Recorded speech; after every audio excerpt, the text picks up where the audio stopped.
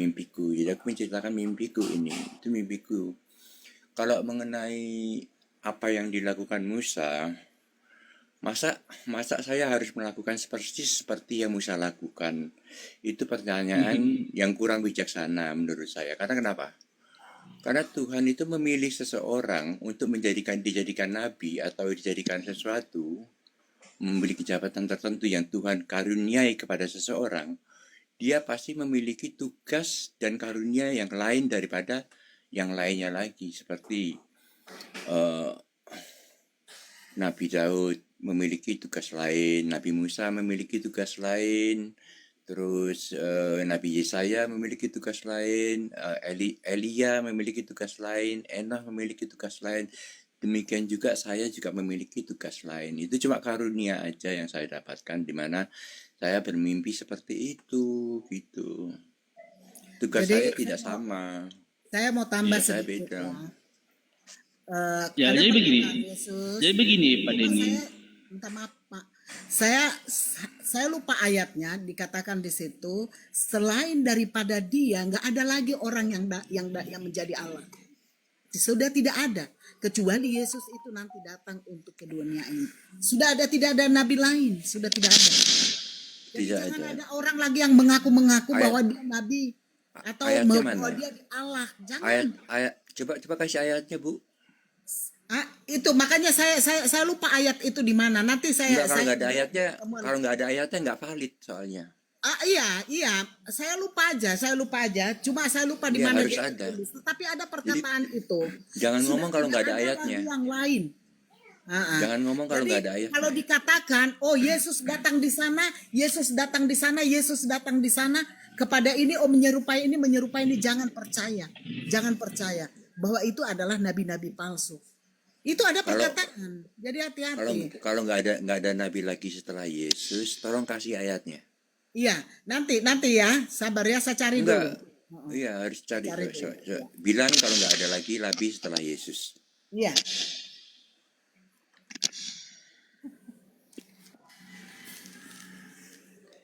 Silakan Pak Yong, sambil nunggu Bu cari data, silakan Pak Yong ditanggapi lagi, silakan. Saya nggak simak. Sambil begini, Pak Denny. Tentu kalau berbicara Tuhan dalam konteks KBBI itu saya maksudkan tadi bahwa merujuk kepada Sang Pencipta bahkan Maha Kuasa. Nah, kalau Pak Denny mengatakan bahwa Pak Denny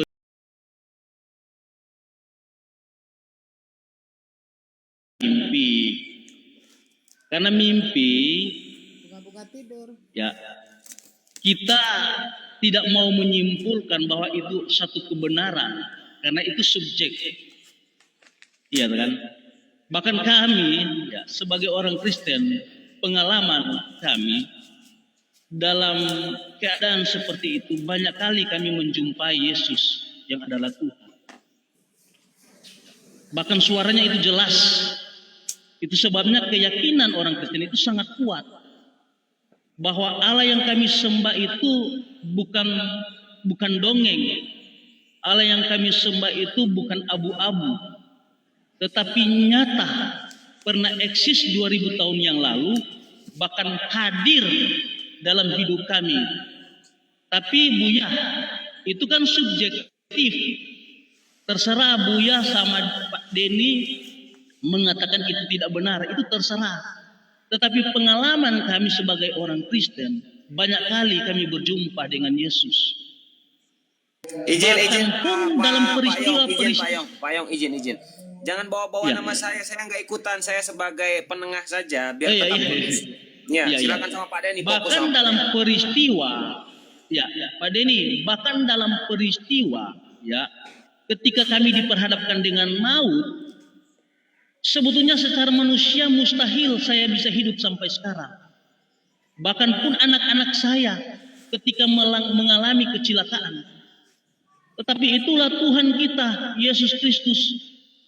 Itu bukan sekedar ucapan. Itu bukan sekedar narasi. Tetapi Yesus itu nyata dalam hidup kami ketika kami selamat dari maut.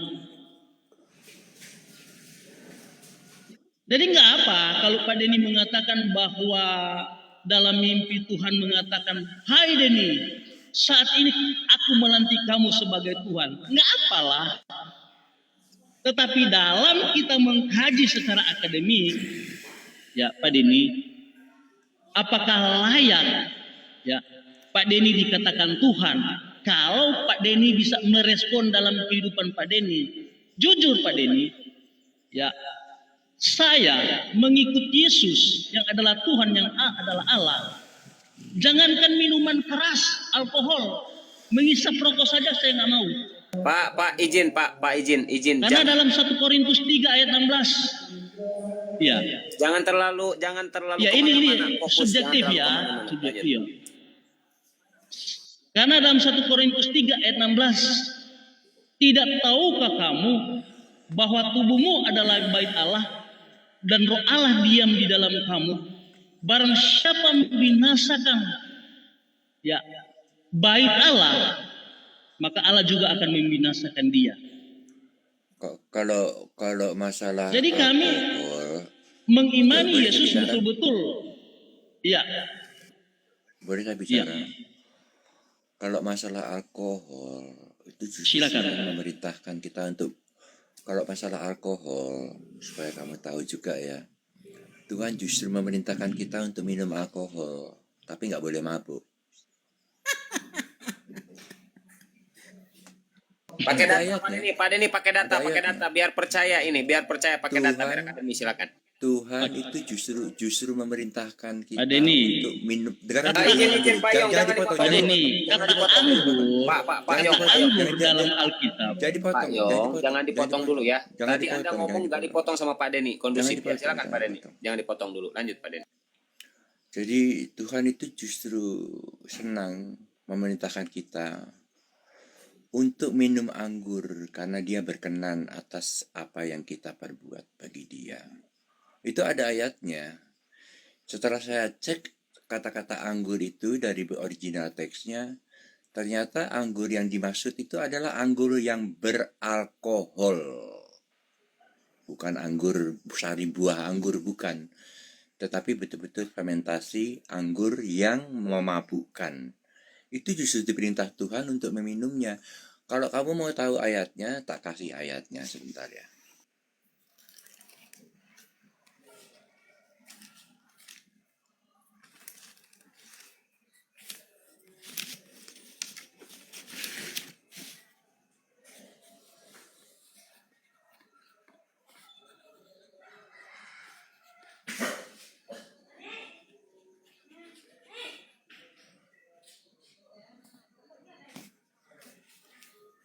Pak Denny lagi cari data. Pengkhotbah 9:7. Nah, silahkan dibaca. Coba aku soalnya buka KJV, aku ganti bahasa terjemahkan ya. Aku terjemahkan ya. Pengkhotbah 9, karena aku buka KJV jadi aku harus terjemahkan ke bahasa Indonesia sekarang. Karena aku nggak pakai kitab LAI aku.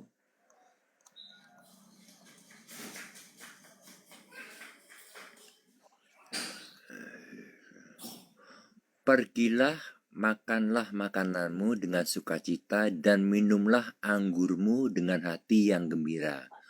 Karena Tuhan telah lama berkenan dengan perbuatanmu. Kalau kita cek dari original teksnya, anggur yang dimaksud itu anggur yang beralkohol atau anggur yang memabukkan. Saya ulangi lagi, saya bacakan lagi ayatnya. Pergilah, makanlah makananmu dengan sukacita dan minumlah anggurmu dengan hati yang gembira, karena Tuhan telah lama berkenan dengan perbuatanmu. Itu ayatnya. Silakan dilanjut. Pak Denny, saya udah dapat ayat ini.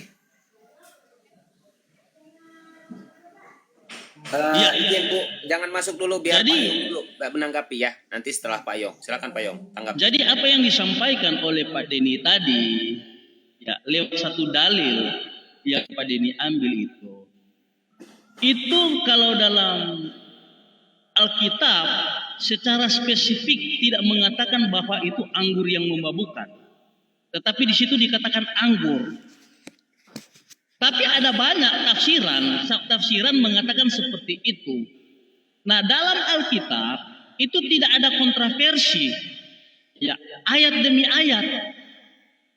Yang menjadi kontroversi ketika kita salah memaknai setiap kata bahkan kalimat dalam Alkitab. Mengapa saya katakan seperti itu, Pak Denny? Bahkan Saudara Buya, karena dalam Bilangan 6, ya, ayat yang ketiga di situ dikatakan, maka haruslah ia menjauhkan diri dari anggur dan minuman yang memabukkan. Dan minuman yang memabukkan, jangan meminum, bahkan cuka anggur atau cuka minuman yang memabukkan, dan jangan meminum. Jadi di sini dengan tegas bahwa anggur yang memabukkan, cuka yang memabukkan itu dilarang oleh Tuhan.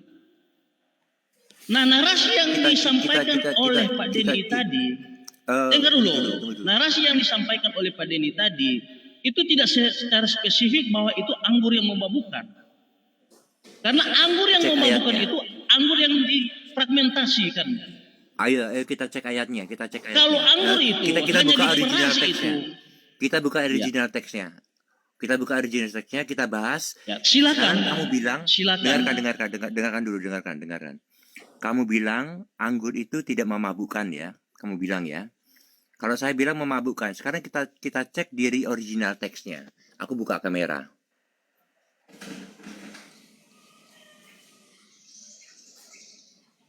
Aku buka kamera. Kita cek apakah itu anggur sari buah anggur atau anggur yang beralkohol. Kita cek sekarang. Sesuai dengan original teksnya.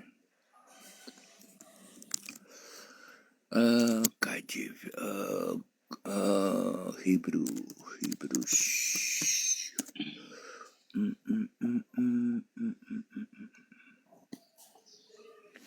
Pak Denny, ayat tadi berapa? Yang Pak Denny dalilkan?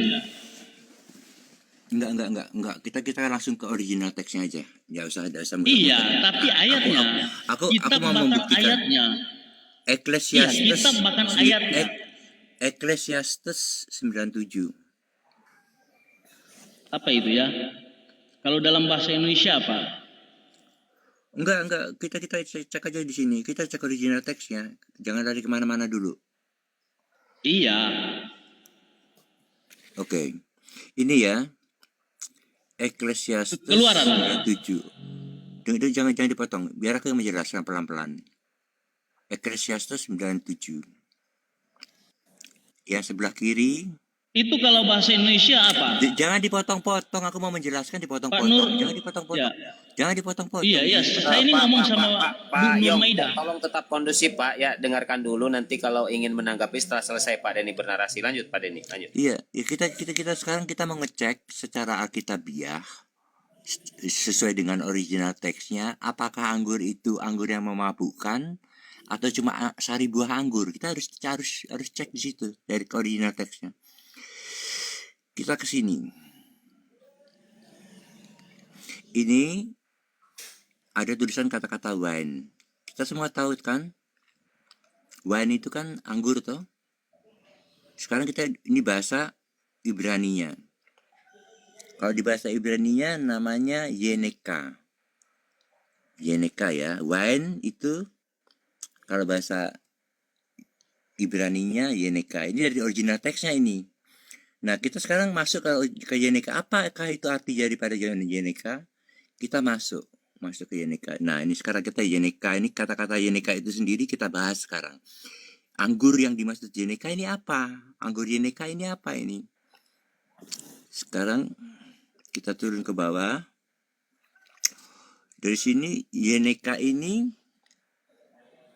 Strong Hebrew katanya ada di Strong Hebrew 3196 ya. Strong Hebrew-nya ya. Kita klik ke sini, masuk ke sini. Kita masuk ke sini ya. Kita pelan-pelan ya. Kita masuk ke sini. Lalu kita lihat ke sini ke bawah.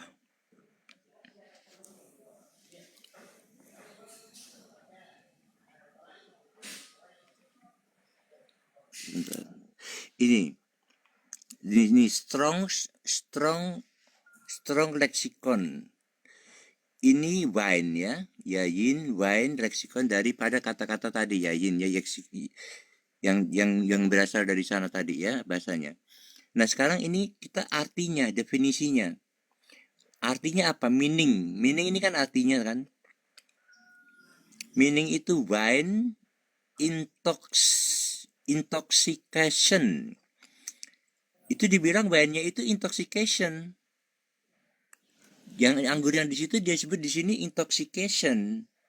Kamu lihat nggak? Sekarang ini wine-nya itu yahin ini yang ditulis di ayat itu, ternyata itu adalah wine yang intoxication. Sekarang kita harus tahu dulu, nggak semua orang tahu apa arti intoxication. Kita copy, ya wine-nya itu intoxication ya. Lalu kita terjemahkan, apa itu arti intoxication?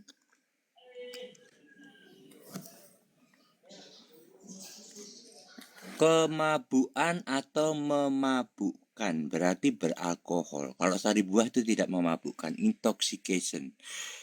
Jadi kalau kita cek dari original teksnya, ternyata wine yang dimaksud itu adalah wine yang ada intoxication-nya. Itu kalau kita bicara tentang original text dan critical text. Jadi kita nggak bisa cuma ngomong kosong, ngomong ya itu anggur buah, padahal jelas-jelas di original teksnya dikatakan anggur itu beralkohol. Gitu, silakan dilanjut. Bagus sekali penjelasan dari Pak Denny tadi. Ya, bentar, Iwan Pilar sambil di tap layarnya saudara. Style dari Pak Denny main sulap dengan saya. Kalau saya lihat dalam KBBI, ya, karena kita bicara spesifik, kita harus objektif ya. Nah, Pak Denny mau main sulap dengan saya. Kata wine di situ, ya, tertuju kepada satu kata benda anggur ya. Tetapi ketika saya klik dalam bahasa Inggris kamus ya, di situ dikatakan anggur, ada warna merah tua, ada kamar ya. Jadi yang dijelaskan oleh Pak Denny itu langsung masuk kepada ya satu titik di mana untuk memaksakan Pak Denny ya paling benar. Tetapi makna anggur yang Pak Denny dalilkan itu tidak seperti itu. Karena kalau anggur yang dimaksudkan ya adalah anggur yang memabukkan, ya dalam kitab yang saya munculkan tadi, dalam kitab Bilangan 6, justru di situ Allah menentang orang yang meminum anggur yang memabukkan. Artinya anggur yang difermentasikan. Kalau anggur itu diperas dan sarinya diminum, nggak masalah. Ketika terjadi fragmentasi seperti pohon enau, kalau di daerah Sulawesi Utara, Kota Manado, ya, itu pohon enau itu bisa dijadikan minuman beralkohol lewat fragmentasi. Tetapi, ya, air dari pohon enau itu ketika mengambil secara original itu tidak memabukkan. Tidak memabukkan. Sama pengertian dengan anggur. Jadi anggur bisa dikatakan dia memabukkan ketika terjadi fragmentasi, bisa tidak. Seperti itu. Bahkan dalam surat Rasul Paulus, ya, dalam kitab-kitabnya ada anggur juga yang dipakai untuk menjadi obat.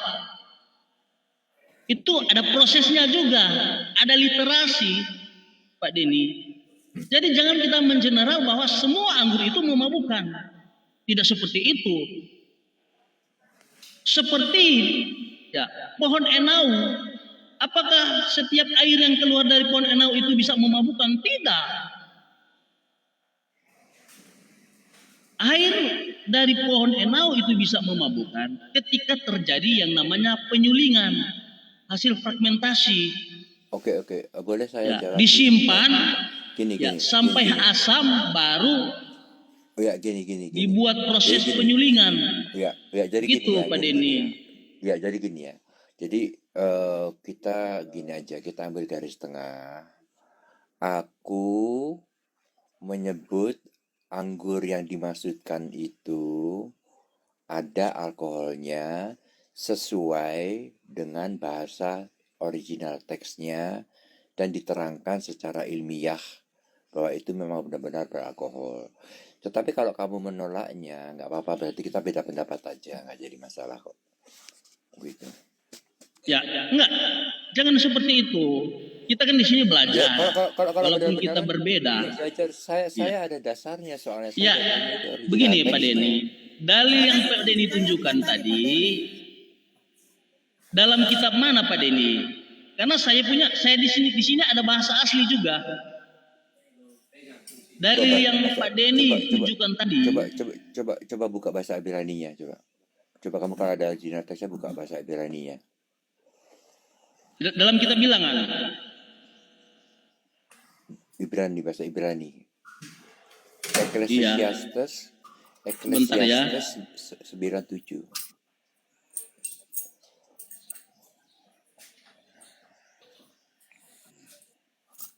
Supaya kamu sekarang cari sendiri deh, aku nggak usah bantu. Kamu cari sendiri ayat itu dalam bahasa aslinya, bahasa Ibrani. Ini ada semennya.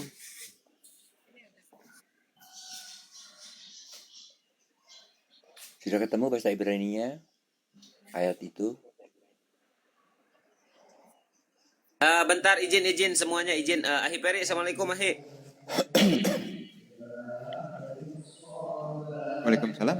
Nah, insyaallah. Siap Ikhwan Pilah, tolong ya sambil di tap ya, biar kuat komalnya saudaraku, bantu tap, jangan lupa. Ini Ahi ada waktulah ini Ya, sekitar 15 menitan lagi atau 10 menit ya. Semoga konsilinya selesai. Nanti Ahi Peri masuk. Beliau adalah mualaf ya. Diselesaikan. Oh, ini ada konsili lagi nih sama. Ya, konsili dulu. Coba Bang Ferry. Udah teman-teman sambil di tap ya. Lanjut. Punya tadi gimana? Sekarang netral Bang Ferry tunggu Ya. dulu aku bicara sama Bang Dalam Ferry. Bilangan 6 ayat 3, ya, di sini dikatakan, ya, Bilangan 6 ayat 3, Miyain wasyekar yashir homes yain wahomes sekar hometes sekar losadat hol. Di sini dalam Bilangan 6 ayat 3, ya, kalau kita lihat dalam bahasa Inggris, di situ pakai wine. Sama apa yang saya jelaskan tadi, tidak secara spesifik bahwa itu anggur yang memabukkan.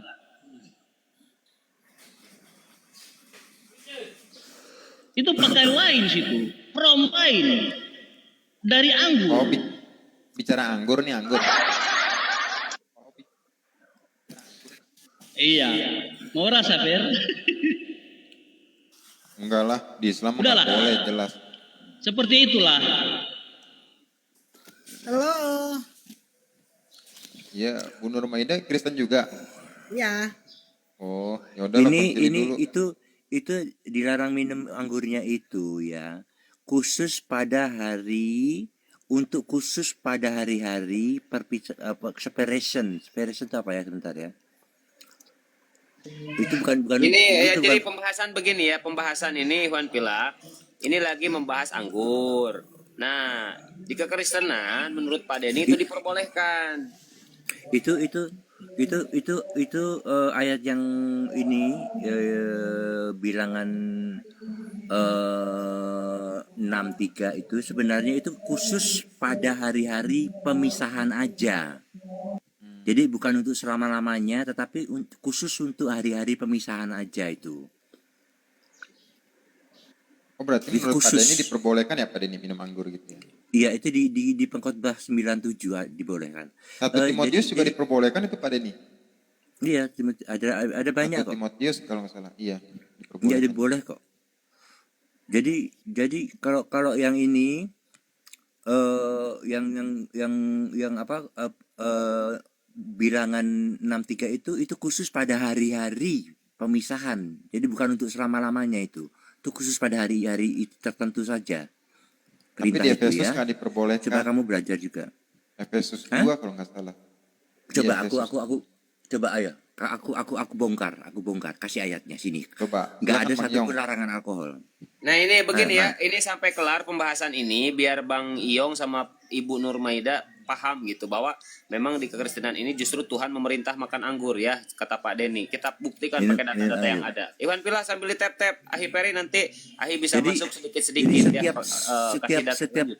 setiap ada data larangan minum alkohol, ya setiap ada data larangan alkohol, saya kasihkan ke saya sini, saya buka, saya bongkar. Karena di dalam Kasihkan. Alkitab Mana saja, lagi? celakalah Mana lagi? orang yang pintar mencampur. Enggak, aku tanya larangan alkohol. Ayat larangan alkohol, kasih ke aku sini, saya bongkar. Apalagi Suaranya yang kecil, meminum. Bu Nurmaida. Suaranya kecil. Enggak ada larangan minum alkohol di Alkitab. Coba kasih saya. Yang ada tuh larangan mabuk. Ada kalau larangan mabuk. Tapi larangan alkohol enggak ada. Kalau ada, kasih saya Pak ayatnya Denny, sekarang juga. pengkhotbah 9, Pak Denny, pengkhotbah 9 ayat 7 di situ, itu tidak tertuju kepada anggur yang memabukkan, Pak Denny. Tadi kan original teksnya sudah Iya. saya kasih tahu, Pak. Tidak Bang Ferry, tertuju kepada saya ulangi anggur lagi. yang memabukkan di situ, Pak Denny. Anggur yang memabukkan. Karena di situ dikatakan, mari makanlah rotimu dengan sukaria dan minumlah anggurmu dengan hati yang senang, karena Allah sudah lama berkenan akan perbuatanmu. Nah, kata Bang Ferry. anggur dan roti di sini itu merupakan ya ayat nubuatan mengenai Yesus. Darahnya itu dianalogi sebagai anggur dan tubuhnya dianalogi sebagai roti. Roti. Nah, detik-detik terakhir Yesus mau ditangkap, Yesus mau disalib, Pak Denny. Mereka sementara melakukan yang namanya perjamuan. Oke, nggak usah kemana-mana dulu. Kita Perjamuan. kembali ke ayat itu dulu. Kembali ke ayat. Bang Ferry, Jadi- tolong Bang Ferry, Iya, kamu yang Tidak. netral. Jadi di sini Tunggu begini. dulu. Kamu muter-muter, tunggu dulu. Kita kembali ke ayat itu lagi. Tunggu, biarkan saya menjelaskan. Ya. Anggur yang dikatakan dalam pengkhotbah 9 ayat 7 itu bukan anggur yang memabukkan. Oke, kita Seperti kami kita ketika buka. kami mengadakan perjamuan kudus Oke, sekarang gantian. di Sekarang gereja. gantian. Ini. Yang kami minum itu bukan anggur yang memabukkan. Ayo gantian. Sekarang aku Ya, gantian. coba Bang Sekarang Yong aku izin gantian. ya. Coba biarkan Pak Denny bicara dulu, Bang Ini. Yong. Silakan Pak Ini Denny. ya. Ini kalau Eklesiastes itu apa? pengkhotbah. Pengkhotbah. Sebentar. Pengkhotbah Ini ya. Pengkhotbah. Dengarkan dulu ya. Jangan dipotong. Biarkan aku menjelaskan supaya Ferry yang netral nanti memutuskan kebenarannya ya. Ini kita lari ke original teksnya bahasa Ibraninya. Ecclesiastes 97 itu artinya pengkhotbah 97. Kita cari ke bawah. Ini di ayatnya itu kata-kata wine-nya. Kita cari kata wine-nya. Ini wine-nya di sini ya, ada di sini kan? Ini bahasa Inggrisnya itu your wine atau wine lah istilahnya. Ini bahasa Inggrisnya dibilang wine. Ini di Ecclesiastes tadi 97 tadi. Jadi pengkhotbah 97. Nah, ini bahasa Ibraninya apa your itu wine. artinya? Bahasa Ibraninya apa? Bahasa Ibraninya itu yeneka. Wine bahasa Ibraninya menurut original teksnya itu yeneka. Kita masuk ke yeneka sini. Kita klik di yeneka. Kita masuk ke yeneka. Nah, yeneka itu sekarang kita kata-kata yeneka itu kita ambil, lantas yeneka itu kita ambil Ambil yang kata numbernya. wine, Pak Denny. strong numbernya. Tunggu dulu. Iya, tapi ambil yang kata wine di situ. Tunggu. Iya, wine-nya itu Jangan main yeneka. sulap di sini, Pak Denny. Enggak. Membenarkan Wine itu pernyataan yeneka. Anda. Jangan dipotong terus dong. Wine itu bahasa Ibraninya yeneka ini. Ini yeneka ini wine. Setuju Iya. nggak? Saya Tunggu tahu. dulu, sudah. Saya Sudah. pegang Jangan teks kalau- aslinya juga. Biarkan aku Abreu. biarkan aku menjelaskan dulu. Kamu bilang iya atau tidak aja, jangan ngomong dulu. Ini YNK ini kan berarti kan wine kan, yang ada di ayat itu kan. YNK kan kata-kata wine yang ada di ayat itu. Nah sekarang kita ke strong numbernya. Strong Hebrew-nya itu 3196. Kita masuk ke situ. Dari kata YNK itu tadi ya. Nah ke YNK itu bahasa originalnya yayin. Nah yayin ini sekarang kita cari arti daripada yayin itu sendiri. Meaning itu artinya. Artinya itu wine intoxication. Nah wine-nya ini kok intoxication katanya. Wine-nya itu YNK-nya itu intoxication. Apa itu intoxication? Intoxication kita terjemahkan di sini artinya intoxication, wine-nya itu intoxication, itu kemabukan atau memabukkan. Kalau memabukkan, namanya ada alkoholnya. Gitu. Itu kalau kita merujuk kepada original teksnya, gimana itu menurutmu Bang Ferry?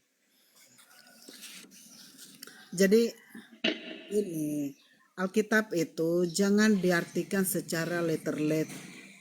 Dia harus katanya itu berhubungan. Jadi bukan di sini karena di sini anggur pengertiannya ke bahasa Inggris itu ya anggur itu ini memabukkan atau ini. Kita harus tahu di dalam perkataan itu bahwa di dalam cerita ini adalah dalam peristiwa pada waktu Turun Pak Deninya. Mengadakan setelah mereka melakukan suatu perkara bahwa mereka merasa bahwa mereka sudah diberkati oleh Allah, mereka harus melakukan perjamuan. Itu. Jadi jangan kita secara letter-let di situ. Oke, begini saja Ibu, izin ya Ibu sama Bapak Yong. Begini Bu, mungkin nanti Karena kalau di ketemu dalam lagi Alkitab yang lain Yesus menyatakan bahwa orang mencampur meracik saja itu tidak ini. Orang Begini. yang pemabuk tidak masuk Begini, surga. saya mau luruskan. Ya.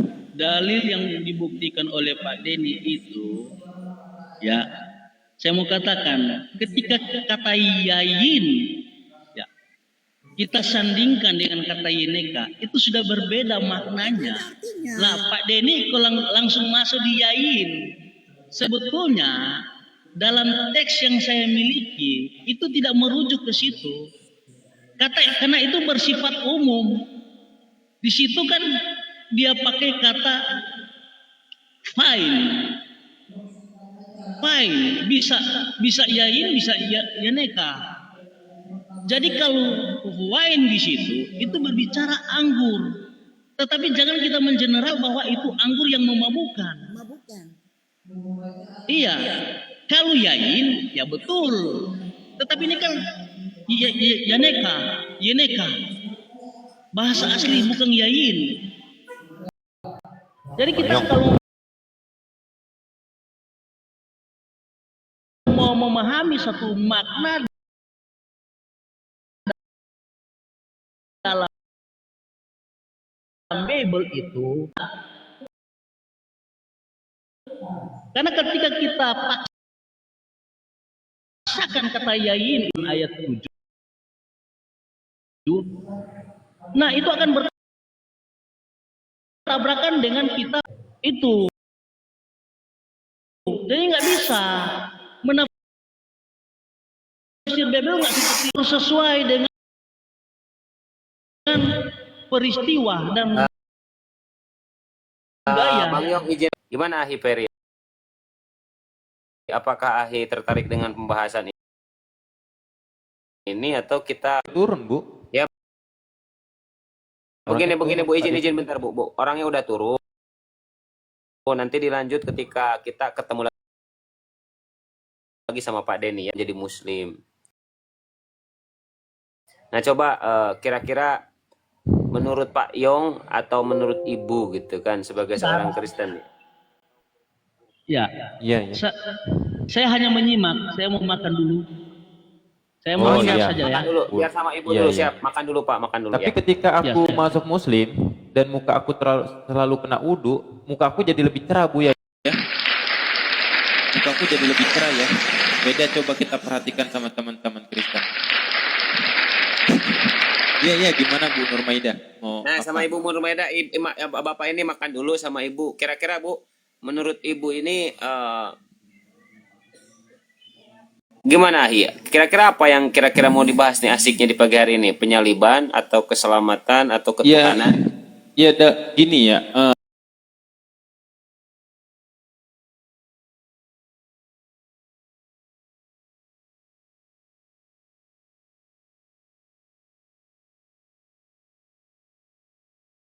Apa namanya? Kalau kita Ya, bener nggak Bu Nurmaida? Itu garuk-garuk apaan tuh? Ibu kepalanya gatal ya, itu garuk-garuk. enggak, Gimana Bu? enggak. Terus saja. Oh, oh, iya iya. Ibu dari Protestan. Teman Protestan pernah menjadi Katolik, tapi Katolik nggak pernah menjadi Protestan.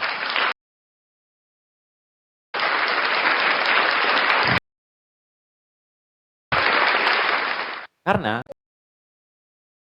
10. Bener nggak Bu? Ya,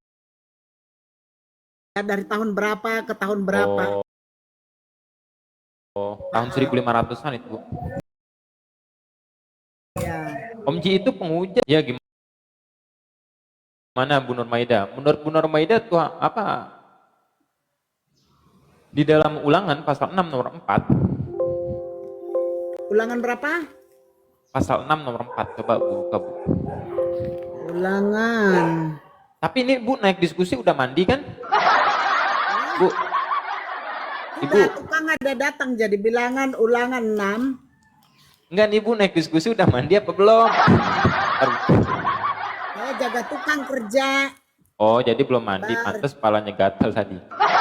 Iya ya. Gimana Bu? Ulangan 6 ya?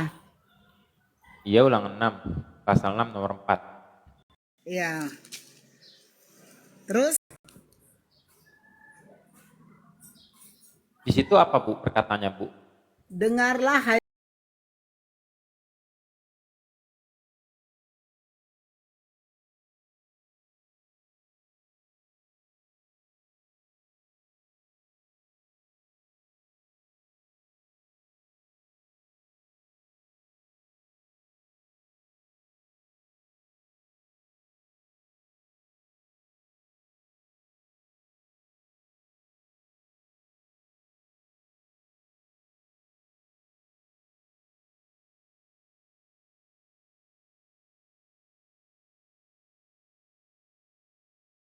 orang Israel, Tuhan. Antara satu dan kesatuan. Hah? Satu dan kesatuan itu beda atau sama menurut Ibu? Dia berbeda dengan satu dengan kesatuan perkataan manusia dengan Allah. Jadi kita tidak bisa bedakan itu. Kenapa saya membeda-bedakan Allah sedangkan Allah sendiri yang sudah menentukan itu? Saya manusia ciptaannya, kenapa saya harus membeda-bedakan gitu? Oh, Abu ya jangan gedein aku nanti ibunya susah untuk melupakan saya. Gitu loh. Berarti yang satu itu namanya siapa Bu? Ya, Yang satu itu namanya Allah siapa? Bapa, Anak dan Roh Kudus. Itu mah 3 Bu. Satu. Tapi dia menjadi satu kesatuan. Dia satu. 2 jadi Kita satu tidak bisa kesatuan. bedakan itu. Kita tidak bisa membedakan. Jadi pada waktu Yesus naik ke surga, aku akan memberikan penolong bagimu. Jadi diberikanlah Roh Kudus kepada kita. Karena pada waktu itu manusia Tapi kan yang kita bicarakan bukan penolong Bu, ketuhanan. Iya. Tuhan itu kan penolong. Masa Tuhan Anda berdoa di dalam Anda dalam keadaan kesusahan, kekalutan, Anda berdoa kepada Allah. Dia tolong kamu enggak? Ya tolong. Nah itu penolong, diberikan penolong. Karena Allah itu mengatakan pada fastajib lakum, mintalah kepadaku maka akan aku kabulkan. Itu kata Allah. Nah sekarang gini Bu, kita kan berdoa kepada Allah kalau Islam, ya kan? Terus di Islam itu dijamin keselamatan. Contohnya di dalam surah Fussilat dikatakan Bismillahirrahmanirrahim, innallazina qalu rabbunallahu tsumma istaqamu tatanazzalu wala tazanu wala abshiru bil jannati kuntum tu'adun. Barang siapa yang mengatakan Tuhan kami Allah, tempatnya surga, Bu. Nah, Kita juga demikian, bahwa kita itu Tuhan itu ya tempatnya ya kita berseru kepada Tuhan itu ya tempat kita surga. Kita percaya kepada Yesus iya itu iya. ya, kita tempat- Nah, sekarang gini, Bu. Waktu Yesus dibaptis di Sungai Yordan. Ya kan? Terus kata Bapak, inilah anakku yang kukasihi. Ya kan? Ada telepon dulu dari Bom kayaknya tadi. Angkat dulu, Bu.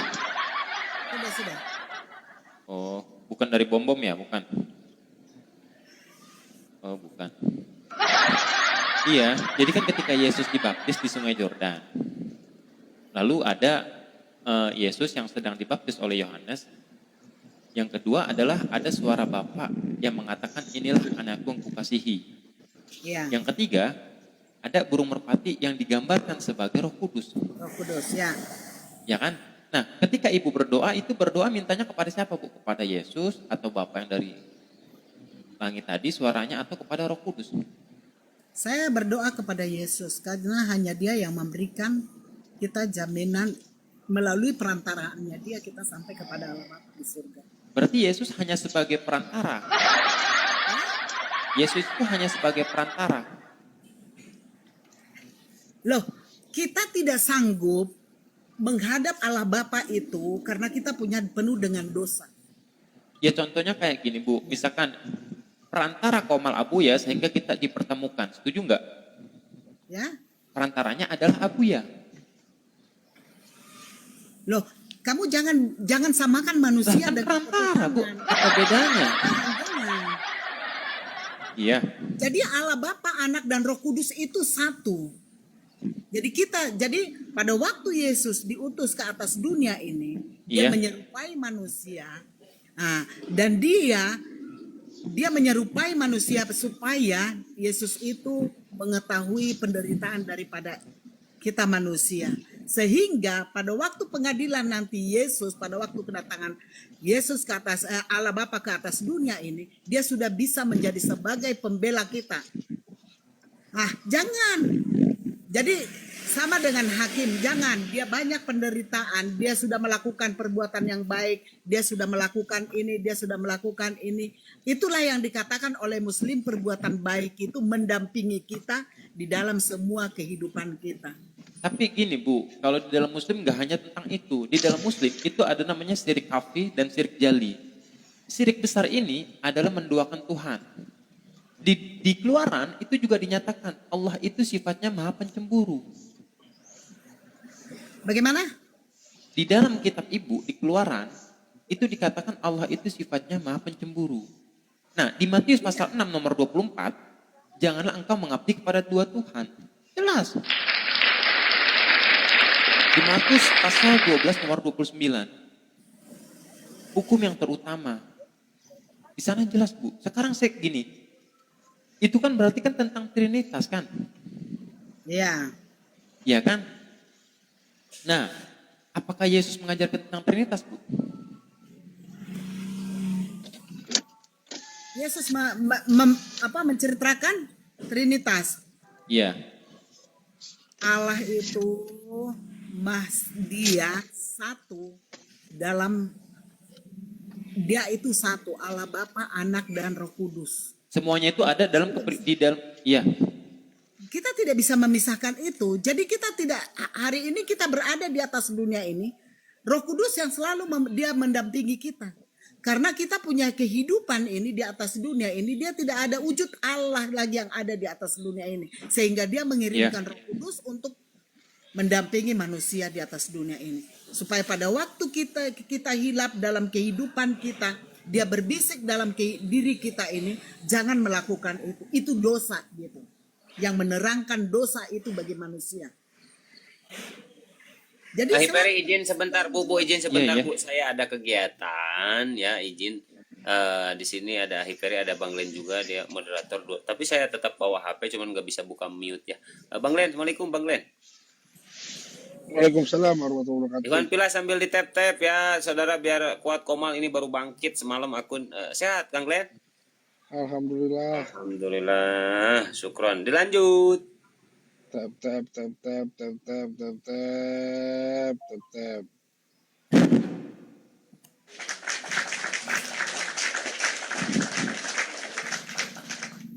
Bu Nurmaida. Makanya kan tadi aku bilang di Ulangan pasal 32 nomor 39 itu juga dikatakan, Bu. Coba Ulangan Ibu buka. berapa? Pasal 32 nomor 39. Ulangan 32 Nomor 39. ayat 39. Iya.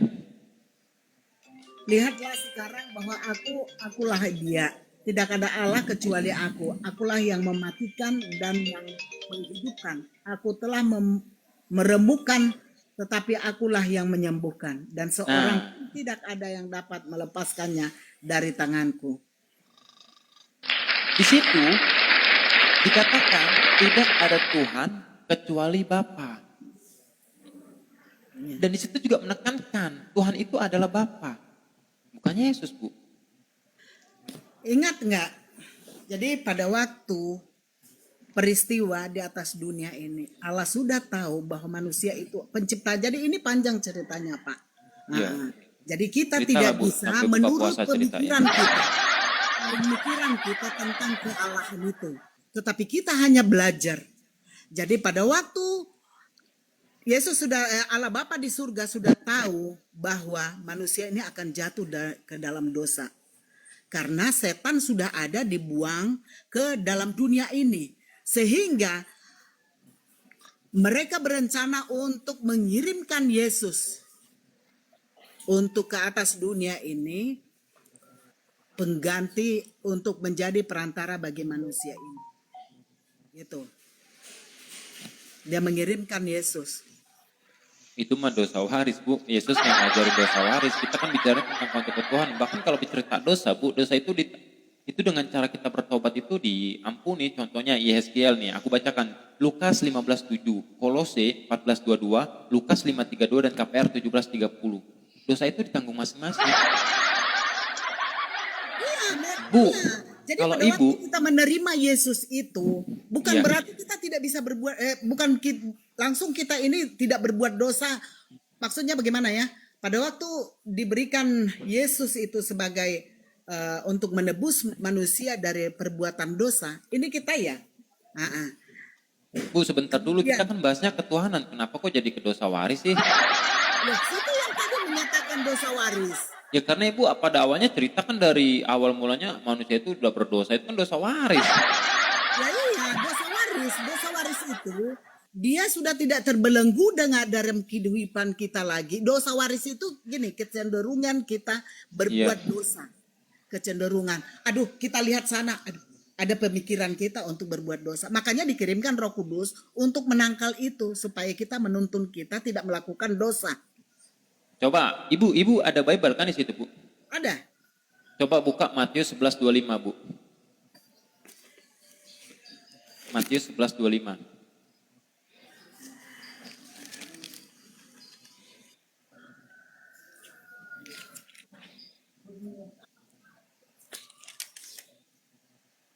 Matius 11 ayat 25, 20. coba buka, Bu.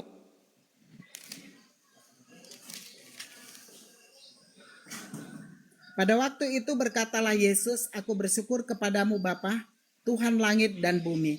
Karena itu engkau sembunyikan bagi orang bijak dan orang pandai, tetapi engkau menyatakan kepada orang kecil.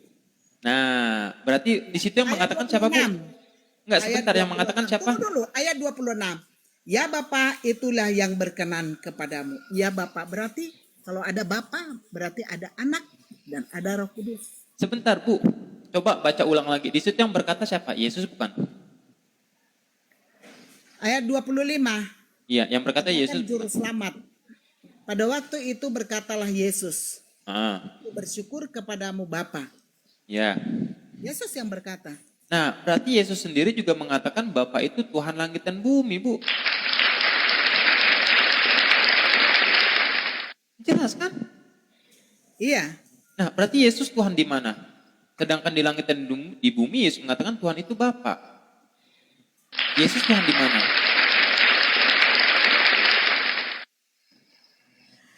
Aku bersyukur kepadamu Bapa, Tuhan langit dan bumi, karena semuanya itu Engkau sembunyikan bagi orang bijak dan orang pandai.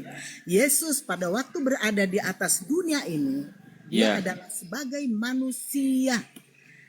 Nah, sekarang Dia punya kehidupan untuk menolong manusia itu, dia menyerupai manusia supaya manusia itu dia merasakan bagaimana penderitaan yang dialami oleh manusia. Bu, sekarang aku Bagaimana? tanya. Bu Nurmaida, sekarang aku tanya, kemanusiaan Yesus ini manusia apa Tuhan atau bukan sih? Ya, Kemanusiaannya Yesus ini manusia atau bukan? aduh. Menurut kau bagaimana? Manusia kah bukan? Dia Ya kan tanya ibu kenapa nanya ke saya lagi? Kalau menurut saya dia juga mengalami penderitaannya manusia. Jadi Coba, dia Ibu, buka di Lukas 2:11 sama Kolose 2 nomor 9. Apa katanya di situ? Jadi gini.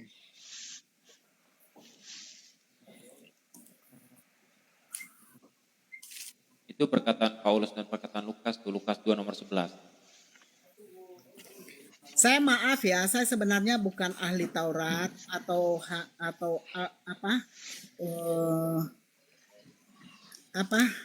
atau pendeta atau apa. Saya orang awam. Ya, saya juga bukan Saya pendeta. belajar untuk Karena kan, Alkitab. Bu, Ya. gini Bu, hidayah itu kan juga milik Allah. Makanya itu kata Allah, nastafa anta tukribun hatta yakunu mu'minin. Tetapi Gitu Bu.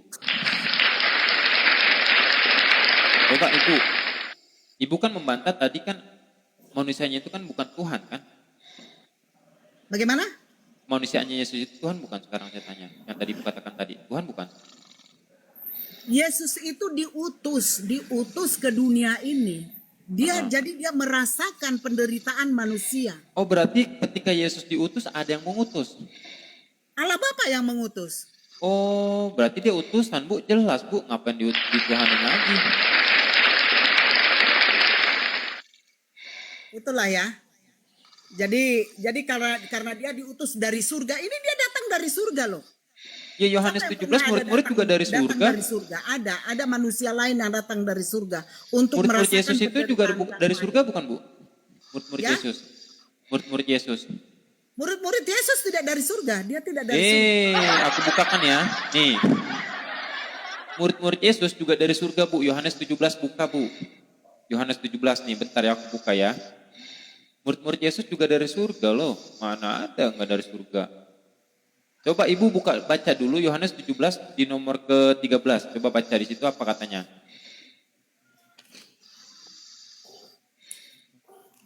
Yohanes 17 nomor 3. Coba baca Bu.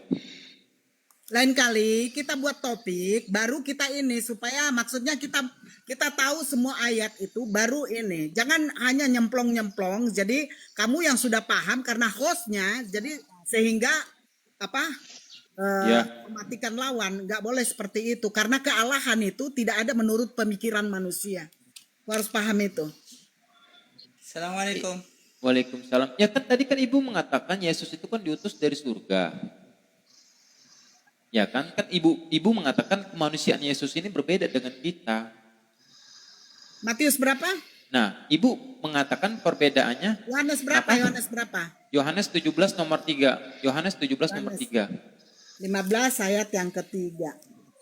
17 Bu, 17. 17 ayat yang ketiga. Iya, kan Ibu kan mengatakan karena ada yang mengutus dia yaitu Allah Bapa. Sekarang suruh baca Ibu Yohanes 17 nomor 3. Apa katanya di situ? Yang benar dan mengenal Yesus Kristus yang telah engkau utus. Terus baca tuh Yohanes 17, 15 sampai 16. Di situ murid-murid juga dari surga sama seperti Yesus. Yohanes berapa yang murid-murid Yesus dari surga? Yohanes 17, sebentar aku lihat ya. Yohanes 17 di nomor 15 sampai 19 kalau nggak salah tuh. Murid-murid juga diutus dari surga tuh. Bukan hanya Yesus saja. Tapi Ibu baca dulu deh Yohanes 17 nomor 3 Bu. Loh. Inilah hidup yang kekal itu, yaitu bahwa mereka mengenal Engkau satu-satunya Allah yang benar dan mengenal Yesus Kristus yang telah Engkau utus. Itu Nah, kan ada murid-muridnya. Ada kata murid di situ.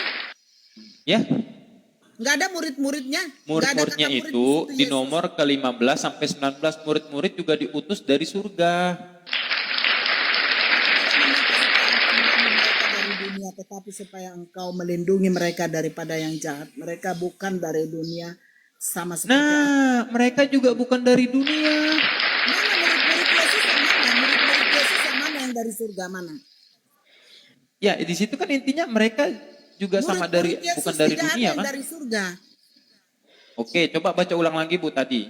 Yohanes 17 di nomor 15 sampai 19 coba. Murid-murid bukan juga dari itu juga bukan dari dunia. Coba Ibu baca.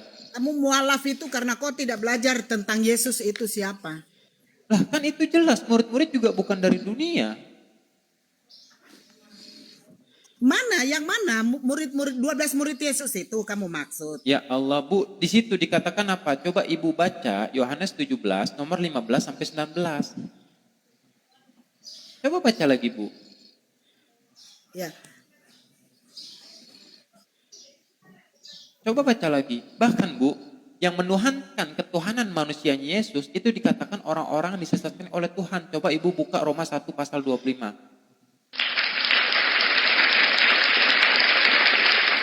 Murid-murid itu juga bukan dari dunia, dari surga juga. Fair satu-satu Fair, masih bingung ibunya Fair. Saya nggak pernah tahu itu bahwa murid-murid Yesus itu dari surga. Ya coba Ibu bacakan lagi. Aku bukakan datanya nih ya. Ada Nih. Yesus sendiri yang diutus dari surga untuk manusia. Ya. Sebagai karena manusia itu tidak bisa kepada Allah Bapa, dia diutus untuk kita menebus kita manusia itu dari dosa kita supaya kita jangan apa? Jangan tenggelam di dalam dosa, jangan mati dengan dosa. Oke. Dia diutus Sekarang aku tanya. untuk menjadi supaya kita bisa sampai kepada Allah Bapa di surga.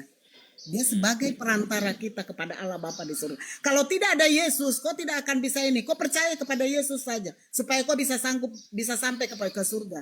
Kalau kau tidak percaya Yesus, kau tidak akan sampai di surga. Saya kasih tahu ini. Karena itu Bu. pernyataan hanya Yesus yang bisa. Orang yang sampai ke surga itu adalah orang yang menuhankan Allah Bapa. Karena Yesus yang diutus ke dunia ini. Jadi Ya. hanya melalui Yesus saja bisa sampai ke surga. Kalau kau tidak percaya Yesus, kau tidak akan sampai ke ini.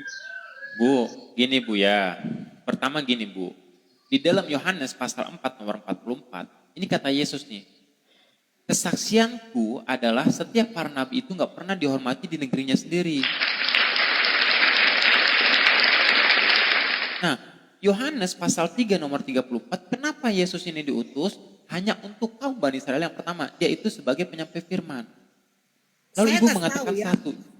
Saya ini Oke, orang Bu, Israel, sebentar. tapi Israel rohani. Saya bukan Israel badani. Israel Saya rohani. Ibu gantian Bu, yang tertib Bu, gantian Bu. Ibu Oke, pendeta Bu. Sekarang gini, Bu, aku bertanya. Kan kata Ibu tadi mengatakan Yesus itu untuk menebus dosa manusia. Kan kayak gitu. Sekarang gini Bu, yang saya tahu konsep penebusan itu pada waktu Abraham atau Abram diuji keimanannya Bu. Nah di sana, jangan dipotong dulu ya. Nah di sana Bu, mereka itu konsep pengorbanan itu dengan darah seekor lembu atau domba. Sehingga Ishak diganti. Kalau di kami Islam kan Ibrahim, Ismail alaihissalam. Nah, sosok Ishak itu diganti dengan seekor lembu. Malaikat berseru. Sekarang saya tanya, di mana ajaran para nabi bahwasanya konsep pengorbanan itu dengan darah manusia? Jawab Bu, silakan. itu pada waktu perjanjian lama. Pada Oke. waktu perjanjian lama. Bu, Nah, di situ saya minta adalah melalui binatang yang dikorbankan. Tetapi setelah kematian Yesus di kayu salib, tidak ada lagi kematian anak domba, tidak ada lagi kematian binatang untuk menebus dosa manusia. Sekarang, Bu, Saya minta di mana datanya ajaran para nabi itu mengajarkan tentang bahwasanya pengorbanan dosa itu harus ditebus dengan darah manusia. Kasih saya satu ayat, Bu. Nanti makanya saya bilang harusnya itu Bu, toh. Kita membahas itu, kasih dia punya apa judul, nanti kita siap. Karena Iya. saya juga bukan dari kependetaan, sehingga semua ada di saya punya pikiran dan ayat-ayat lengkap. Tapi kalau kamu, karena kamu sudah host, jadi kamu sudah ini asal nembak begitu karena kita tidak siap. Minta maaf, saya bukan dari pendeta, sehingga semua saya ingat, tetapi saya bercerita apa yang saya tahu dan Iya. saya belajar setiap saat Oke. dalam firman Tuhan. Gini Bu ya, karena Ayat kan itu Ibu kan, saya nggak semua hafal. karena Di gini mana Bu, tertulis, di mana tertulis. Ya. iya, karena gini Bu, konsep pengorbanan darah dengan manusia itu adalah ajaran pagan Bu, bukan ajaran samawi. Konsep penebusan dosa dengan darah manusia itu adalah ajaran pagan, bukan ajaran samawi, bukan ajaran dari langit Bu. Loh, untuk itu Ib- Yesus, itu konsep itu penebusan dosa. Untuk itulah Yesus turun ke atas dunia. Kok jangan salah. Ya makanya saya minta di dalam imamat dan dua raja-raja itu konsep pengorbanan dengan darah anak manusia itu dikatakan sama saja engkau menyembah kepada dewa Molok. Di dalam mana? Imamat. Nih aku bukakan. Bu, ibu kan Protestan. Ini kitabnya Katolik nih. Ini Bible-nya Imamat Katolik berapa? nih ya. Ya sebentar Bu. Nih, Imamat berapa? Imamat berapa? sebentar. Nih ya. Ibu giliran suruh saya cepet. Tadi saya minta data di mana pengorbanan dengan darah manusia nggak mau nunjukin. Bentar ya. Nih, aku tunjukin ya. Bentar ya Bu.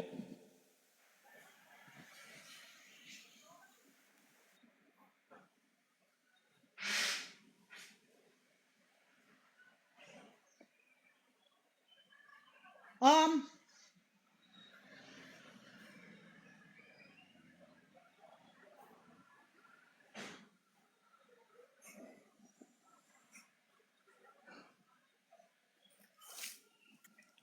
Fer nggak ketemu tuh Fer, imamatnya Fer.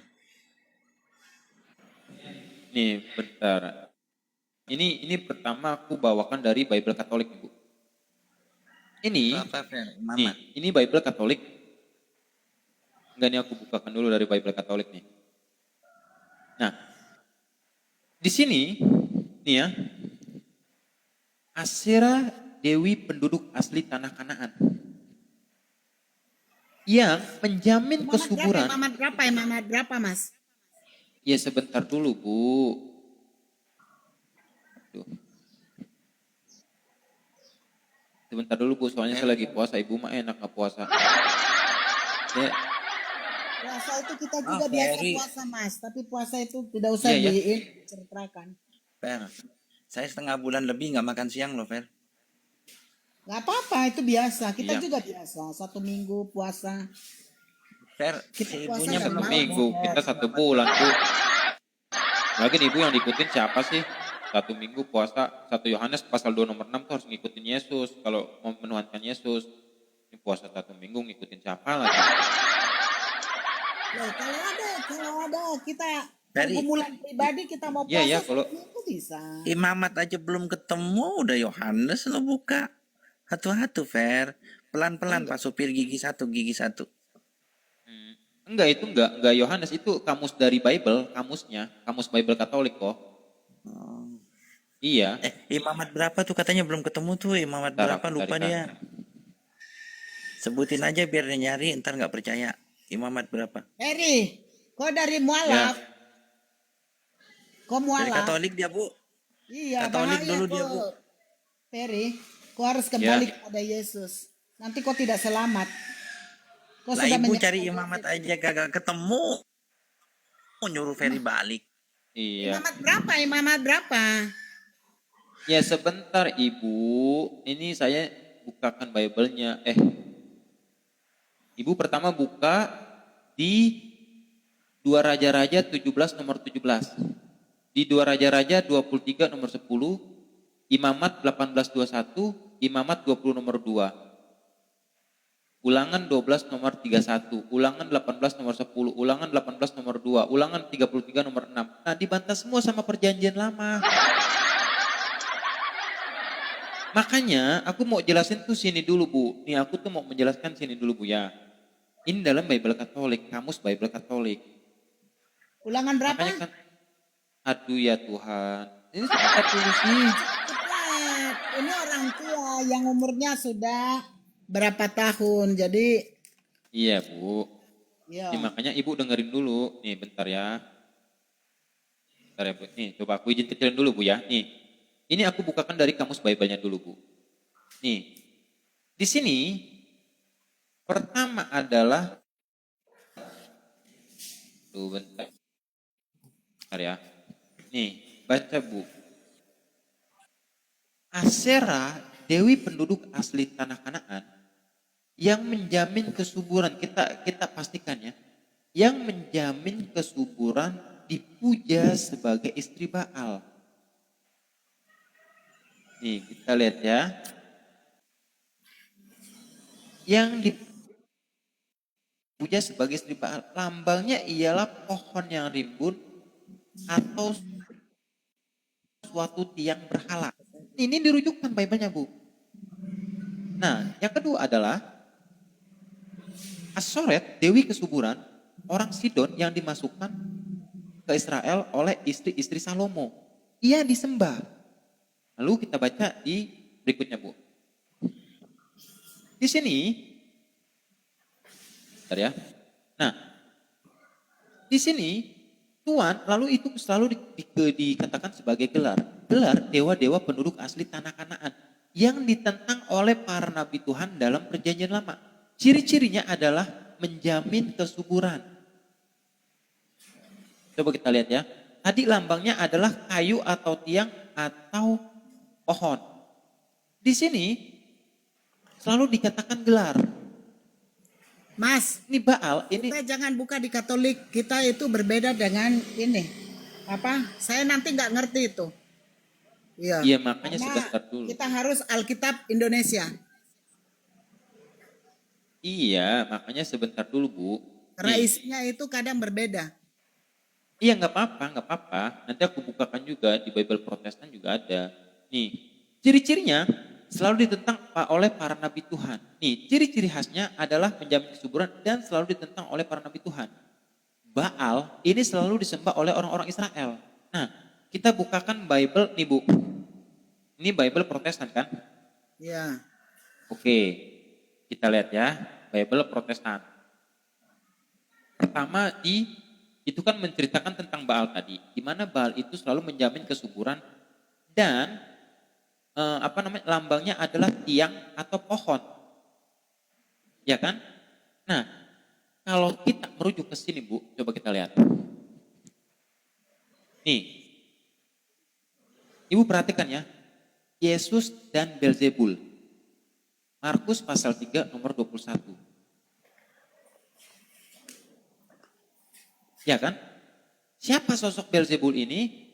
Ketika saya lihat di dalam Bible, ternyata Belzebul itu adalah dewa Baal. Belzebul itu adalah dewa Baal. Nah, yang pertama kita lihat, Bu. Konsep tadi menjamin kesuburan dan selalu ditentang oleh para nabi Tuhan di dalam perjanjian lama. Contohnya apa? Penebusan dosa dengan darah manusia itu ditentang. Nah, di sini dijelaskan siapa sosok Belzebul tadi. Belzebul itu adalah nama dewa Baal. Ya kan? Makanya saya minta sama Ibu, di mana para nabi dalam perjanjian lama mengajarkan tentang pengorbanan dosa, pengorbanan penebusan itu dengan darah manusia. Nggak ada, Bu. Coba Ibu buka, nih aku kasih tahu ya. Sebentar. Ibu buka 2 Raja-Raja pasal 17 nomor 17, silakan. Aku kasih tahu satu-satu sampai imamat nanti, Bu.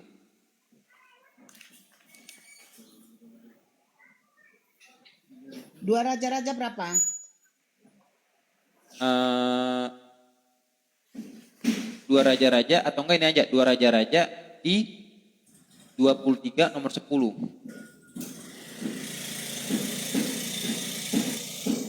Yang ditanyakan di sini apa? Ya jawab, lihat aja Bu, lihat dulu. Baca aja dulu, baca. Karena tadi di dalam Markus itu yang ditanyakan apa? Peristiwa apa itu? Ya itu kan tadi kan aku mengambil sebuah pernyataan statement. Dua Karena Raja-Raja 23 ayat 10 coba. 10. Sama Ia nanti aku menajiskan kasih juga imamatnya. Tofet yang ada di lembah Ben Endron, Hinom, supaya jangan orang mempersembahkan anak-anaknya sebagai korban dalam api untuk dewa Molok. Nah, jangan engkau mempersembahkan anak-anakmu sebagai korban untuk dewa Molok. Nah, di perjanjian lama Bu, yang mengonsepkan penebusan atau pengorbanan dengan darah manusia itu adalah sama seperti ya dewa Molok. Coba Ibu buka Imamat 18:21 Bu. Ini diambil sedikit-sedikit ini dalam peristiwa apa? Ini peristiwa apa? Ya, Harus kan- pertanyaannya jelas. Bu. Dari ini kan dia punya judul ini adalah pembaharuan yang dilakukan Yosia. Nah, Oke, pembaharuan sekarang Ibu judulnya harus dibaca dari atas. Jadi baca Alkitab itu jangan satu-satu ayat dicomot sedikit-sedikit, jangan, itu bahaya. Kita harus baca judulnya, kemudian baca dari atas sampai ke bawah. Itu peristiwa apa yang terjadi gitu. Oke, Bu, sekarang Ibu baca Nah, Imamat ini 18:21. peristiwa ini di dalam dua raja-raja tadi itu adalah peristiwa yang dilakukan Yosia dan pembaharuan kepada bangsa Israel. Kau harus tahu itu. Nah, Ibu, Karena Allah bangsa tuh. Israel itu ada banyak melakukan. Berarti yang lain Tuhan nggak? Oke, Bu. Yang gimana? Sebentar dulu. Berarti yang lain selain Allah Tuhan nggak? Tetapi kita punya hidup Enggak dong. juga masih Oke. apa, melakukan Berarti dosa. Yesus Tuhan atau bukan? Bu Nurmaida, Bukan. sebentar Kita dulu. orang yang benar. Ya Allah ya Rabb. Ya sebentar dulu Bu. Gini, di sana pembaharuan bangsa Israel. Tetapi ketika orang-orang Israel itu berdosa, dia kok nggak boleh, dilarang sama Tuhan untuk mengorbankan anaknya dalam bentuk pengorbanan. Tuhan melarang waktu pembaruan Israel. Kenapa kok konsep itu dipakai lagi di perjanjian baru, kan nggak masuk akal.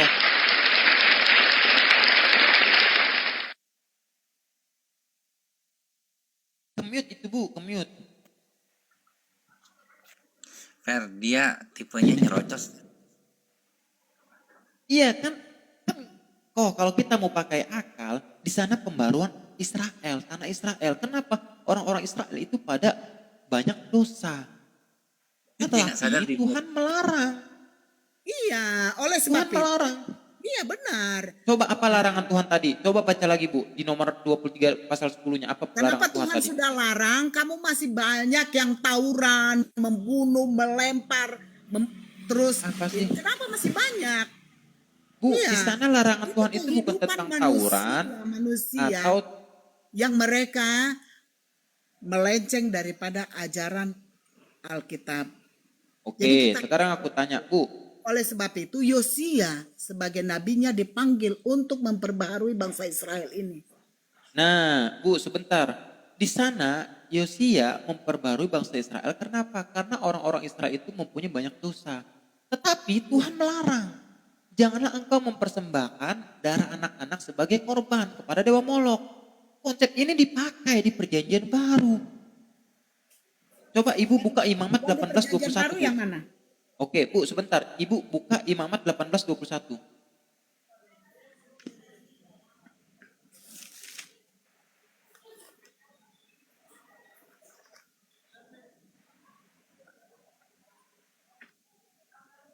Ibu buka Imamat 18:21, coba baca Bu. Kita kutip ya dalam Ya, ya, ya. multitasking, Fer. ya. Dia kalau konsen itu nggak multitasking, jadi konsen dulu satu. Iya kan tadi makanya. Kelihatan nggak multitasking. Maaf ya, ini ada tukang saya yang kerja. Kau coba oper ke Pak ini. Opor mah nanti lebaran Bu, opor baru ada, opor sekarang belum ada. Ya, maksudnya diganti ke Pak siapa ini tadi? yang sama-sama dengan saya yang Kristen. Tunggu saya ngurusin itu Kang dulu. Gergaji yang mana Pak? Oh, aku pikir opor. Kalau opor mah lebaran ntar. Ada gergaji. Sekarang belum ada. Ih, coba Bapak lihat di situ. Ada nggak? Imamat berapa tadi Mas? Nah, kan lupa mikirin opor sih. Itu 1821. Imamat 1821. Imamat Gergaji, 1821. mikirin gergaji.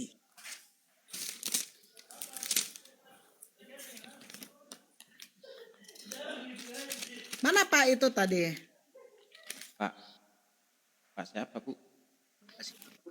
Ada Itu tadi. sebelah Ibu, Mas Pak Ferry. Janganlah kau serahkan seorang dari anak-anakmu untuk dipersembahkan kepada Molok, supaya jangan engkau melanggar kekudusan nama Allah. Nah, supaya kau jangan melanggar kekudusan nama Allahmu. Yang mempersembahkan ini siapa sekarang? Oke. Yesus yang mempersembahkan atau manusia yang mempersembahkan? Oke. Di sana manusia yang mempersembahkan. Lah iya. Oke. Manusia yang mana itu? Manusia yang apa? Bangsa Israel yang apa? Yang tidak menuruti firman Tuhan. Nah, Terus tetapi tahu. Tuhan melarang. Jangan sampai iya, engkau memang. melanggar kekudusan nama Allahmu. Dengan kamu konsep yang- pengorbanan darah manusia. Sekarang Bu, oke Bu, Ibu kan sudah bertanya sama saya. Sekarang saya tanya, di mana Tuhan itu mengharuskan konsep pengorbanan itu dengan darah manusia? Saya Kasih belum saya dapat, satu ayat. nanti saya cari dulu ya. Nah, Ibu aja masih cari. Karena Minta tidak aku siap. Kalau kamu kan sudah siap apa-apa yang kau punya persiapkan untuk ini, kau menyerang orang. Enggak, saya nggak mau menyerang. Iya. Buat apa Bu? Karena dalam surah Fatir ayat 15 Allah itu nggak butuh manusia. Manusia yang butuh Allah Bu. Pengorbanan Yesus. Tunggu ya. Ya. Ibu itu fatal loh Bu. Ibu nggak tahu dalilnya pengorbanan manusia loh Bu. Padahal itu iman, dasarnya iman orang Kristen loh Bu. Pengorbanan Yesus. Harusnya Ibu tahu itu, nggak bisa diimani saja. Itu konsep loh Yesus Bu, harus mati tahu di loh. atas dunia ini untuk menebus dosa Iya manusia. dalilnya. Itu konsep dasar loh Bu dari keimanan orang Protestan. Fer, dia Protestan what Fer? Protestan iya. Martin Luther. Itu konsep dasar loh dari keimanan Protestan, harus tahu itu alasannya di mana. Terus dalil-dalilnya di mana. Iya. Fatal kalau nggak tahu. Makanya kan kata Allah kayak gini Bu. Kata Allah, innal ladzina kafaru min ahlil kitab wal musyrikin finnar jahannam khalidina fiha ulaikum sarul bariyah. Seburuk-buruknya makhluk adalah orang-orang yang ahli kitab, tapi dia menulis dengan tangan sendiri, orang-orang musyrik.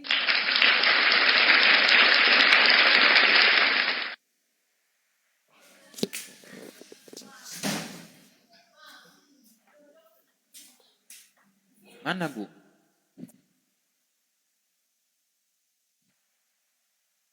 Turun. Itu Bu, makanya Al-Quran tuh juga kalau Al-Quran Oke. katakan Al-Quran menjiplak daripada Bible, sedangkan Al-Quran tuh melarang.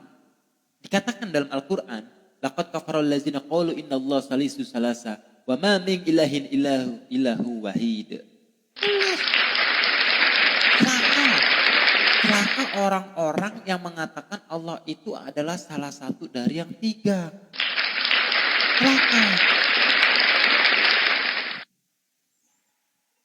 Ini di antara dua, Bang Adi dan Bang Yohanes, siapa yang meneruskan narasi? Saya tawarkan satu orang aja. Bang Adi, monitor Adi. Shalom, salam. Iya, Bang Adi, gimana mau nerusin narasinya si ibu itu Enggak, enggak? salon. Salon bukanya ntar Bang Adi jam 10-an baru buka dia. Iya Bang Adi gimana? Kemarin gue nyervis mobil ganti salon, Fer. Oh. Iya Soalnya gimana Bang Adi? salonnya udah sember salonnya. Tuh orang Jember tahu salon apa itu? Plat P Jember. Nah, daerah Makassar Reja. Meretan setuju. Bang Adi, Gimana Bang Adi? itu ditanya sama Ferry tadi kan si ibunya terus Ya turun. kok, ya Di mana kok. dasar Iya, gimana? dasar pengorbanan Iya. Yesus di mana? Ayat Faruk. Adik. Faruk. Nah, Faruk jangan potong ayat. Alangkah baiknya kalau mau mengerti kekristenan, baca jangan potong-potong ayat dari ayat awalnya sampai terakhir. Jangan Udah berapa potong-potong ayat ku baca itu? Itu banyaknya ayat ku kasih tadi, Yohanes 14:28. Yesus berkata, Bapa lebih besar daripada aku. Matius 19:17, Yesus berkata tidak ada yang lebih baik selain daripada Allah. Markus 10:18, Yesus berkata, Oke. mengapa kamu menyebut aku baik? Tidak ada Oke. yang lebih baik daripada satu, yaitu Allah, Allah Bapa. Jadi menurut Faruk Yesus dan Bapa itu beda atau sama? Ya jelas beda lah kalau kau samakan antara Yesus dan Bapa, berarti Maria melahirkan Itu Bapa. menurut Faruk. Iya, Yesus dan Bapa itu adalah satu. Jangan Faruk Bukan memaksakan menurut saya loh kepercayaan adik kami Elsa. untuk sama dengan Faruk. Aduh Faruk, nggak akan nyampe Faruk. Bukan menurut saya adik Elsa, tapi menurut Iya, Yesus. secara tidak langsung Anda memaksakan statement Anda Bukan harus saya sama yang dengan memaksakan kami. loh adik Elsa. Aduh, Faruk. Saya akan pergi menemui bapakku bapakmu, kata dia. Allahku Allahmu. Yesus saja berkata begitu. Bahkan Yesus berkata, aku tidak lebih besar daripada Bapa. Bapak lebih besar daripada aku. Jadi Kalau Faruk, memang saya tanya Yesus, balik Faruk. Saya tanya balik Faruk. kalau memang Apa yang Yesus jadi salah? sama dengan Bapa, berarti ukuran antara Bapa dan Yesus itu sama di Elsa. Ya sama. Hakikatnya adalah Allah, tidak bisa dipisahkan. Di mana Yesus berkata, hakikatku adalah Allah. Aduh Faruk, makanya aku bilang, Anda nggak akan bisa mengerti dalam kekristenan. Anda sendiri tidak memahami. Jangan paksakan pemahaman Anda untuk masuk dalam Tinggalkan dulu doktrin imanmu, adikku. Faruk. Kita ini berdiskusi pakai data, jangan modal iman kamu, adikku. Iya, saya berbicara tentang iman. Kan ini berlintas iman, lintas agama, tentang iman. Iya, tapi ketika kita berbicara lintas iman, kita kemukakan data dulu, adik. Bukan doktrin belaka. Jangan nangis dulu, adik. Jangan nangis, adik. Ya, saya tidak nangis. Justru saya lihat Bang Faruk. Bang Faruk ini terlalu encer dan terlalu memaksakan keadaan pemikiran Bang Faruk untuk kami samakan dengan apa yang Bang Faruk bilang. Iya, tidak bisa Bang Faruk. Adik, Bang Faruk nggak perlu berpikir untuk memahami iman Kristen, adik. Karena Yesus sendiri pun, jangankan saya, Yesus sendiri pun nggak paham konsep iman Kristen, adik. Jadi Yesus saya mau itu tanya nggak balik. kenal Saya mau tanya Kristen. balik, Bang. Yesus Saya mau tidak tanya balik. pernah mengucapkan atau menyebut iman Kristen. Yesus tidak pernah berjanji apapun kepada iman Kristen. Yesus tidak pernah berjanji apapun kepada orang-orang yang menuhankan dirinya. Bahkan dalam Matius 7 nomor 22 sampai dengan 23, Yesus berkata, pada hari yang terakhir akan banyak orang yang berseru kepadaku, Tuhan, Tuhan, bukankah kami bermusik demi namamu, berdemuan demi namamu, dan pada hari itu aku akan berterus terang kepada mereka. Mereka siapa? Adik Welsa dan oten-oten yang lainnya. Apa kata Yesus? Pergilah engkau, nyahlah engkau si pembuat kejahatan. Aku tidak mengenal engkau, kata Yesus. Tapi Bang Faruk, Jika kalau memang Yesus adik Elsa mau menandingkan mengeluarkan membuat statement ayat itu, komparasi, Bang tunggu dulu Faruk. adik. Sebutkan ayat dalam Bible, adik, di mana Yesus menyebut iman Kristen dan memberikan janji keselamatan untuk iman Kristen. Enggak ada. Yesus enggak kenal Kristen, adik. Kami tahu bang bahwa Yesus adalah Injil itu tidak membawa agama bang, dia tidak membawa agama Kristen. Tetapi dalam pengajarannya itu makalah orang-orang menyebut orang-orang yang mengikut Kristus adalah sebutannya Kristen. Makanya sebutannya itu Kristen bagi orang-orang yang mengikut Kristus, mengikut Yesus. Yesus tidak bawa agama bang. Dan Oke, siapa yang bilang gitu, adik? Dan jangan dulu bang, aku mau jelaskan dan apakah Yesus tidak menjanjikan keselamatan? Yesus mengatakan bahwa aku jalan kebenaran dan hidup. Barang siapa percaya kepada aku, dia akan selamat. Barang siapa yang mati demi namaku, dia akan selamat, dia akan mendapatkan nyawa. Barang siapa yang mati demi namanya, dia akan mendapatkan neraka. Nah, disitulah letak di mana orang yang mengikuti Kristus yang disebut Kristen mempunyai janji keselamatan. Di luar Kristen, di luar pengikut Kristus tidak mendapatkan keselamatan. Salah satunya aku jujur Bang Faruk. Apakah Bang Faruk percaya Yesus Kristus adalah Tuhan? Oke, sudah? Sudah? Saya gantian ya? Oke. Ya. Ya, jadi adik Elsa ini berbicara berdasarkan doktrin. Yesus tidak pernah dalam Bible berbicara, barang siapa yang mati menyebut aku Yesus Tuhan, ya akan masuk surga. Tidak ada ayat seperti itu, adik. Kalau Anda tanyakan kepada saya, apakah Anda percaya Yesus itu Tuhan? Saya akan gunakan kacamata Yesus ketika memandang pada Yesus. Siapa Yesus menurut Yesus? Bukan siapa Yesus menurut Bang Faruk. Siapa Yesus menurut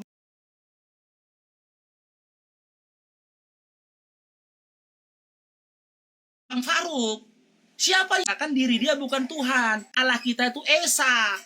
Dia tak berkata, akulah Tuhan Allah, tidak. Dalam Yohanes 17 nomor 3, Yesus juga berkata, ingat ya, kita gunakan adik Elsa ya, kacamata pandangan Yesus sendiri terhadap dirinya. Inilah hidup yang kekal itu, bahwa mereka mengenal Engkau satu-satunya Tuhan Allah yang benar, dan mengenal aku, Yesus yang telah Engkau utus. Yesus utusan. Dalam Yohanes 17 nomor 3 berkata dia. Sudah? Dan di dalam Yohanes 5 nomor 37, Yesus juga berkata, Bapa yang telah mengutus aku, kembali lagi, mengutus aku, suaranya, rupanya tidak bisa kau lihat, suaranya tidak bisa kau dengar. Bahkan lagi adik, di dalam Yohanes 14 nomor 28, Yesus berkata, ya, Bapa lebih besar daripada aku. Yohanes 10 nomor 29, Yesus juga berkata, Bapa yang memberikan kepada aku lebih besar daripada semua orang. Matius 19 nomor 17, Yesus juga berkata, tidak ada yang baik selain daripada satu, yaitu Allah. Bahkan dalam Matius 11 nomor 25, Yesus berkata, aku bersyukur kepadamu Bapa, Tuhan langit dan bumi. Yesus menyatakan Tuhan langit dan bumi itu adalah Bapa. Kenapa adik Elsa dan para Oten malah menuhankan kepada Yesus? Semua data yang Bang Faruk sampaikan, ya, bukan menurut pandangan Bang Faruk siapa Yesus, tapi menurut Yesus siapa Yesus. Dari pandangan Yesus siapa Yesus itu sendiri. Yesus tak pernah menyatakan dirinya Tuhan. Yesus tak pernah menyatakan dia adalah sesembahan. Yesus tidak pernah menyatakan dia membuat satu hukum untuk iman Kristen. Yesus tidak pernah menghadirkan hukum, baik perintah maupun larangan untuk iman Kristen bahkan seluruh manusia. Karena dalam Yohanes 5:30, Yesus berkata, aku tidak bisa berbuat apa-apa. Aku tidak bisa berbuat apa-apa tanpa Bapa yang telah mengutus aku. Tanpa Bapa yang telah mengutus aku. Jelas Yesus itu utusan. Kenapa kalian tuhankan? Makanya saya bilang, konsekuensi dari kalian bertuhan pada Yesus, konsekuensi dari kalian menuhankan Yesus, kalian harus tak percaya Bible, adik.